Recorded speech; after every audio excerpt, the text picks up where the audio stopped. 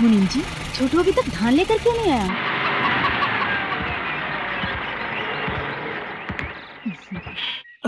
माँ जी, ट्रैक्टर से जल्दी धान उतरवाओ, मुझे जल्दी जाना है। अरे तो आते ही जाने की बात क्यों करता है? अंदर तो चल जा। सुनो रंगा, अभी जाकर कुछ नारियल तोड़ कर लेके आ। इसकी क्या जरूरत है? मुनीम जी, बाजार से कुछ फल फ्रूट लेकर आइए। मेरे पास टाइम नहीं है माँ जी। देखो बेटा, मेरे लिए ना रुकेगा तो भी चलेगा, लेकिन मेरी बेटी जिसे तू दिलो जान से प्यार करता है, उसके लिए कुछ देर रुक जा। जानकी, जानकी, देखो बेटा कौन आया तुझसे मिलने। जानम, जानम, जानू, जानू।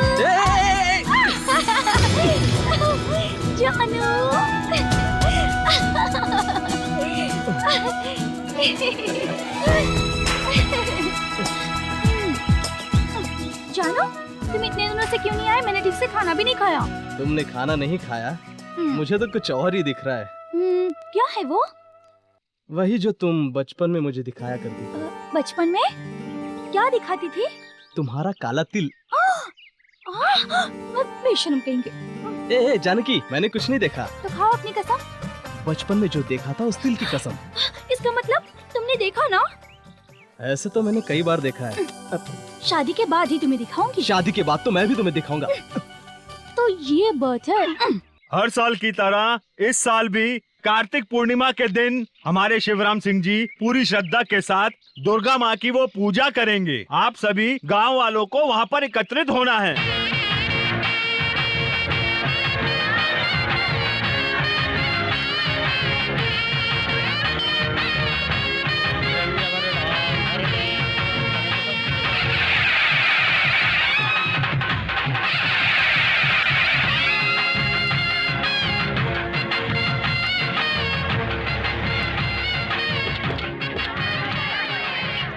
नमस्ते मालिक। नमस्ते। ये कौन है माँ? विजयनगर की जमींदार है बेटा। मालिक, ये मुकुट तो इतना बड़ा है और मंदिर कितना छोटा सा लग रहा है। भले मंदिर छोटा है लेकिन इस दुर्गा माता की महिमा बहुत ही बड़ी है। सोने की कीमत आसमान छू रही है और आज के जमाने में तब आपने घर का सारा सोना पिघलवाकर ये बनवाकर देवी को भेंट चढ़ा रहे हैं। ये मंदिर के इतिहास में सुनहरे अक्षरों में लिखा जाएगा। चिल्ला मत, अपनी आवाज नीचे रख। ये सब धीमी आवाज में नहीं, जोर से बोलने की बातें हैं। हमारे मालिक धन दौलत में किसी से कम नहीं है। ऐसे 4 मंदिर बनवाकर दान दे सकते हैं। नमस्ते जमींदार जी। नमस्ते, कैसे हैं? जी ठीक हूँ। मन्नत पूरी होने की खुशी में माँ के लिए भेंट है ये सोने का मुकुट और ये नौलखा हार माता को पहनाकर पूजा अर्चना कीजिए पंडित जी। वो इस वक्त तो मुमकिन नहीं है। क्यों? ये दुर्गा माता शिवराम जी के वंश की कुल देवी हैं। कार्तिक पूर्णिमा के दिन शिवराम जी स्वयं घुंघरू बांधकर माता के सामने तांडव करते हैं, उन्हें प्रसन्न करते हैं, देवी माता को मंगल सूत्र अर्पित करते हैं। उसके बाद ही यहाँ का कार्य आरंभ होता है। बड़े लोग जो कहते हैं वही प्रथा है, वही धर्म है। हम 9 लाखा हार और 1 किलो सोने का मुकुट माँ के लिए भेंट लेकर आए हैं और ये आधा ग्राम सोने का टीका और पूजा की थाली चढ़ाने आए। हम इनका वेट करें। देखो बेटा, ये सोने चांदी के आभूषणों से बढ़कर शिवराम के मन में माता रानी की श्रद्धा आभूषणों से कहीं अधिक है। माँ के प्रति पूजा पाठ कोई दिखावा नहीं होता, इसीलिए दिखावा अपने पास ही रखिए। आप हमारी बेइज्जती कर रही हैं। इसमें बेइज्जती वाली क्या बात है? दुर्गा माता हमारी सबकी कुल देवी है। ये मंदिर भी हमारे पुरखों ने बनाया है, इसीलिए हर साल आज के दिन पूजा की थाली भेंट करने का हक शिवराम को है और यह हक उससे कोई छीन नहीं सकता।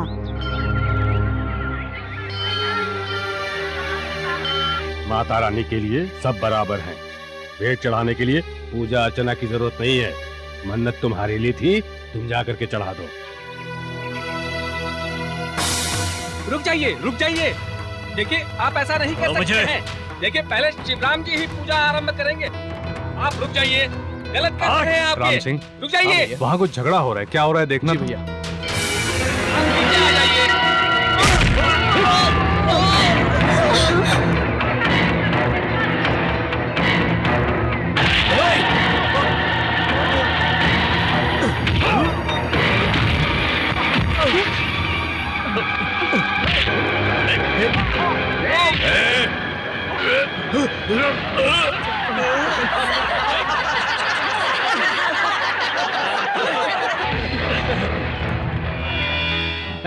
माता को मुकुट पहनाने की हिम्मत कैसे हुई तेरी? बेटा,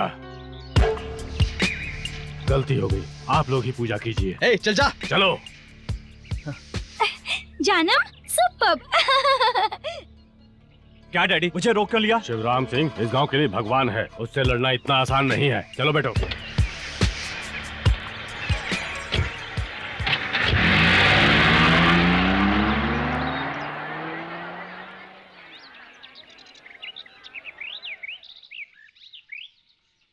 ये तूने क्या किया रे? कोई नादानी करे तो रोकने के बजाय उस पर हाथ उठाएगा। भैया हमारे कुलदेवी चुप रहो। जो होना था वो सब तो हो गया। पुजारी जी, आप पूजा की तैयारी करें।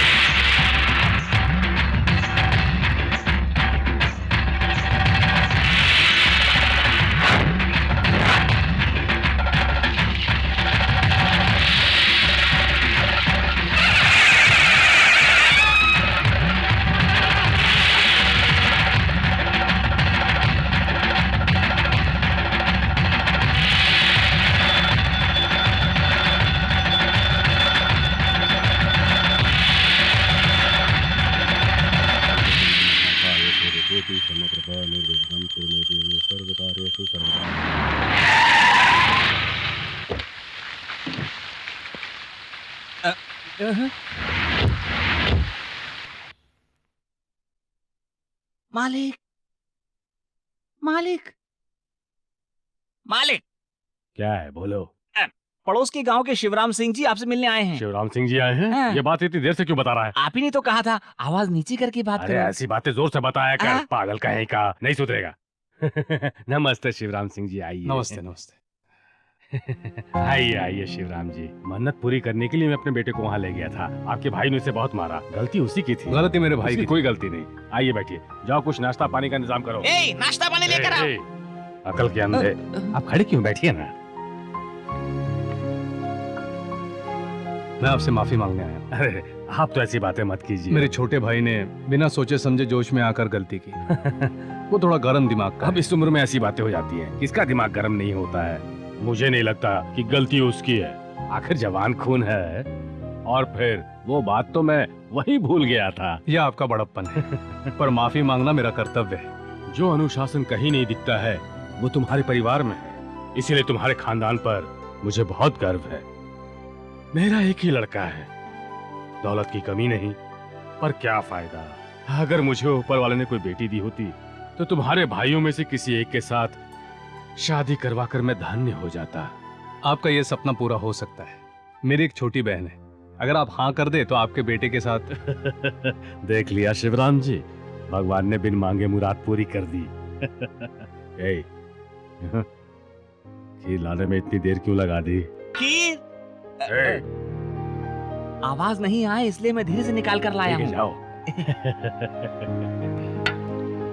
हाँ तो जमींदार जी, संप्रदाय के मुताबिक आपका लड़का मेरी बहन को एक नजर देख लेगा तो बहुत अच्छा होगा। इसकी जरूरत नहीं है, मेरी जुबान मेरे बेटे के लिए धर्म है, पर आप भी अपनी जुबान से मुकरिएगा मत। मेरा भी वही कहना है। हमारे घर में बड़ी लाड़ प्यार से पली है, मेरी पसंद को वो ना तो नहीं कहेगी। अगर आप उसका एक फोटो दे दें। हाँ जरूर, आपको मैं फोटो दे देता हूँ, ले जाइए।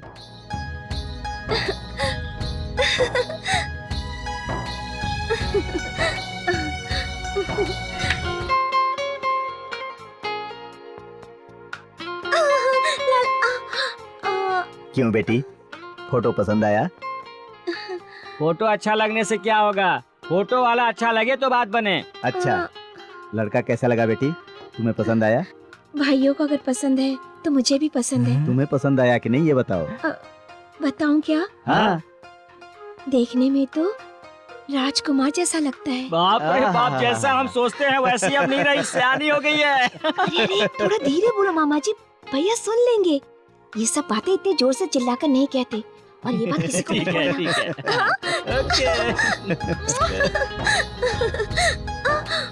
स्वाति, ए, हाँ? यानी बहन को पसंद है।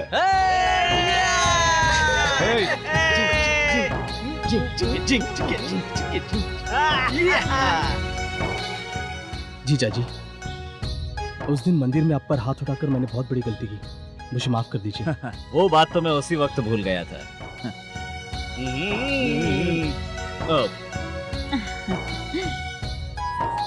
अब ये सोना गहना कपड़ा यहाँ से हटाओ, कुछ खाने पीने के लिए लेकर आओ तो बात बने। धीरे बोलो बेटा। देख लिया ना, यहाँ भी जोर से कोई बात नहीं कर सकता। आहिस्ता मैं कहता हूँ, सुनो 1965 में क्या हुआ? तो फिर शुरू हो गया। आखिर फिर हम बोले कैसे? जो भी बोलो आहिस्ता जो भी बोलो। कहना है आहिस्ता बोलो। हाँ? अरे क्या आहिस्ता बोलो कह रहे हो? जब शादी होगी और बैंड बजेगा तो फिर तुम लोग क्या करोगे? मामा जी। हाँ तो बोलो, लड़की का आप क्या करना चाहते हैं? शादी कराएंगे। अरे ये बात नहीं है, लड़की के साथ तुम क्या दोगे ये बताओ। रीति रिवाज के मुताबिक अब हम लेन देन के बारे में कुछ बात कर लेते हैं। वैसे मुझे जमीन की कमी नहीं है, दौलत भी बेशुमार है, लेकिन सबसे बड़ी बात है आपकी बहन हमारे घर बहू बनकर आ रही है। आपकी लाडली बहन हमारे घर में फूलों की सेज पर राज करेगी। आप क्या समझे, मैं अपनी लाडली बहन की विदाई ऐसे वैसे ही कर दूंगा? ठीक है, तो बताओ क्या दोगे? मैं क्या दूंगा अगर मैं ये कहूँगा तो मेरी छोटी बहन के सामने मेरी बेइज्जती हो जाएगी। आप क्या चाहते हैं वो बताइए। दहेज तो आज तक हमारे खानदान में किसी ने भी नहीं लिया। यही रिवाज हमारे खानदान में भी चलता आ रहा है नरेंद्र जी। लेन देन के रूप में भले ही नहीं, मेरे बहन के प्यार की खातिर मैं देना चाहता हूँ। कहिए, जो मांगूंगा वो दोगे? क्या आप मुझे आजमा रहे हैं? तो अपना सब कुछ उसके नाम कर दो।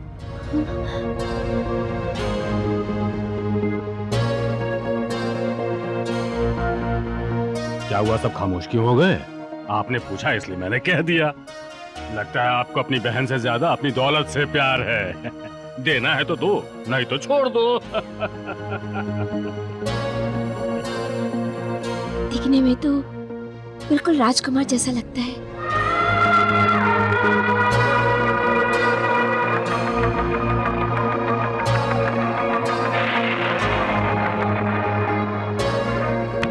श्रीकांत काका, बोलो बेटा। मेरा सब कुछ छोटी बहन के नाम लिख दो। शिवराम बेटा। नरेंद्र वर्मा जी, अच्छा मुहूर्त देखकर खबर भिजवाता हूँ। नहीं करूंगी। ये क्या पागलपन कर रहे हैं? वो लोग इतने अमीर है कहा था, फिर भी हमारी दौलत छीन रहे। मैं ये रिश्ता नहीं करूंगी। तुम अपनी बहन से इतना प्यार करते हो तो अपनी सारी जायदाद हमारे नाम कर सकते हो क्या? तुम्हारे ससुर ने कहा। अपनी लाडली बहन को खुश रखने के लिए तुम्हारे भाई ने इतना बड़ा फैसला किया है बेटा, ताकि तुझे कोई परेशानी न हो। मेरी शादी से ज्यादा मेरे भाई लोग मुझे प्यारे हैं। मुझे शादी नहीं करनी। रो रही है स्वाति? बचपन से तुझे कभी रोते हुए नहीं देखा, आज पहली बार देख रहा हूँ। रोते हुए भी मेरी बहन बहुत अच्छी लगती है। शिवराम बेटा, ये कोई मजाक का वक्त है? अब ये क्या बात हुई? बड़े भैया अपनी सारी संपत्ति मेरे नाम कर रहे हैं और आप लोग देख रहे हैं। भैया, आपने जो किया वो गलत किया। भैया, आपको ऐसा नहीं करना चाहिए था। खामोश क्यों है? कुछ तो जवाब दीजिए भैया। अरे, तुम दोनों भाई भी मेरे खिलाफ हो गए हो क्या? खिलाफ क्यों नहीं होंगे? जायदाद में हमारा भी हिस्सा है, लिखकर देने से पहले सोचना चाहिए था। उनके पास भी तो इतनी दौलत है, फिर भी उन्होंने हमारा सब कुछ छीन लिया। ये क्या गलत नहीं है भैया? ये सब कुछ जानने के बाद भी आप मेरी शादी वहाँ करवा रहे हैं, ऐसा क्यों भैया? मुझे शादी नहीं करनी। मैंने तुम्हारी खुशी के लिए सब कुछ तुम्हारे नाम किया है। हमारे पिताजी ने तो औरों की खुशी के लिए जान तक दे दी थी। उन्हें दिया हुआ वचन मैं तोड़ दूंगा तो उनके आत्मा को शांति नहीं मिलेगी। दौलत आज चली गई तो कल फिर लौट आएगी। जुबान चली जाए तो जीना ही बेकार है। मैं जुबान दे चुका हूं। अगर शादी रुक गई तो गांव में किसी को मुंह दिखाने के लायक नहीं रहूंगा। मामा जी, आप यहाँ सबसे बड़े हैं, आप ही भैया को समझाइए ना। अब मैं क्या समझाऊं बेटा, मतलबी लोग अपना खेल खेल चुके हैं। जो खोया है उसे फिर से पाना मुश्किल है बेटा। इसका मतलब पुरखों की ये सारी जायदाद हम उनको यूं ही दे दे मामा जी। मैं भी यही बात सोच रहा हूँ बेटी। बात धन दौलत की नहीं है, गलत लोगों के हाथों में फंस जाने से ऐसा तो होना ही था। प्राण जाए पर वचन न जाए, तुम्हारे पिताजी की ये बात भूल गई बेटी। तुम्हारे भाई ने वचन दे दिया था, अगर उनका वचन टूट जाता तो क्या वो चैन से रहते? सब एक जैसे, सब कुछ लुटाकर खुशी पाने की बात कर रहे हैं। कैसे जिएंगे आप लोग? जिएंगे बहन, मेरे सिर्फ 2 ही हाथ नहीं है, 6 हाथ हैं। हमारे लिए दौलत तुमसे बढ़कर नहीं है मेरी बहन। मेरी तरफ देखो, अब अपने आंसू पोंछो और शादी के लिए हाँ कह दो। हमने अपनी मर्जी से अपना सब कुछ लिख कर दिया है बहन, क्यों है ना? हाँ स्वाति, प्लीज।